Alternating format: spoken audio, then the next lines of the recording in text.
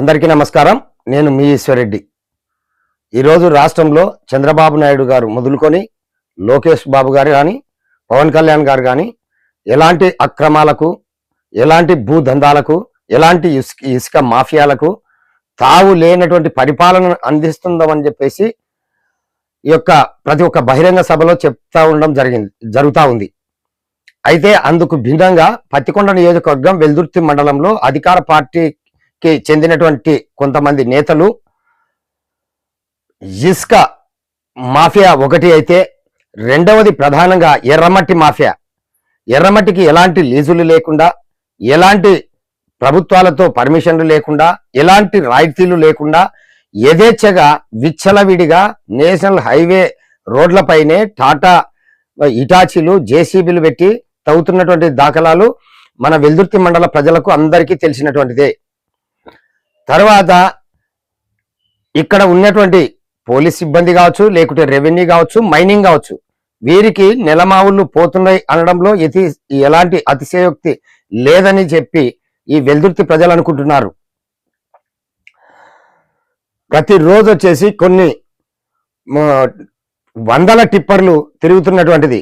ఈ విషయం అంతా కలెక్టర్ గారికి తెలియకపోతుందా, లేదంటే ఈ యొక్క వెల్దుర్తిలో ఉన్నటువంటి రెవెన్యూ డిపార్ట్మెంట్ ఏం చేస్తున్నట్లు? ఏదైనా కానీ ఒక చెరువులో మట్టి తోగాలంటే కూడా రైతులకు మాత్రమే ఆ పర్మిషన్ ఇచ్చి ట్రాక్టర్లతో తోలుకొని పోవాల్సినటువంటిది చట్టం చెప్తుంది. కానీ ఎందుకు భిన్నంగా రైల్వే వారికి కావచ్చు, లేకుంటే కాలువల వారులకు కావచ్చు, యథేచ్ఛగా ఈ యొక్క ఎర్రమట్టిని రాత్రి అనకుండా పౌలనకుండా తోలుతూనే ఉన్నారు. తోలుతూ ఉన్నప్పటికీ కూడా ఎవరైనా కూడా ఒక చిన్న క్వశ్చన్ వేస్తే మాది అధికార పార్టీ, ఎవరు చెప్పుకుంటావో ఏం చేసుకుంటావో అని చెప్పేటువంటి పరిస్థితి. అంటే మొత్తం మీద ఈ రాష్ట్ర ప్రభుత్వం అంటే మీరు ఆదాయాలను సంపాదించుకోండి, అధికారం తెలుగుదేశం పార్టీ మన ప్రభుత్వం వచ్చింది కాబట్టి అని చెప్పేసి బహిరంగంగా వీళ్ళకి ఆదేశాలు ఇస్తున్నట్టు తెలుస్తా ఉంది. మీటింగుల్లో ఒకటి చెప్తారు, ఇక్కడికి వచ్చేపాటికి ఆచరణలో శూన్యం. అంటే ఏదో చెప్తారు చూడు, చేసేది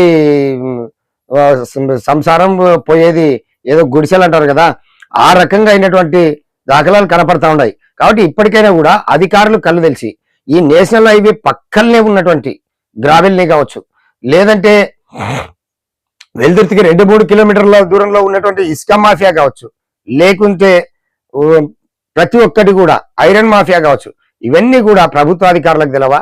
అంటే రెవెన్యూ డిపార్ట్మెంట్ కి నెలమావులు. సరే పోనీ ఏ యొక్క లిమిట్స్ లో, ఏ గ్రామం లిమిట్స్ లో తోలుతా ఉన్నారో ఆ విఆర్ఓకి తెలుదా? అంటే ఆ విఆర్ఓ నుండి ఎంఆర్ఓకి, ఎంఆర్ఓ నుండి దాదాపు పై అధికారులకు కూడా నెలమావులు పోతున్నాయని అని తెలుస్తా ఉంది. ఇప్పటికైనా కూడా ఉన్నతాధికారులతో పాటు ప్రభుత్వ పెద్దలు దీనిపైన చర్యలు తీసుకొని ఈ యొక్క ఎర్రమట్టి మాఫియాను, ఇసుక మాఫియాను, ఐరన్ మాఫియాను అరికాడతారని చెప్పేసి వెల్దుర్తి ప్రజలు కోరుతా ఉన్నారు. చూస్తూనే ఉండండి PM9 న్యూస్.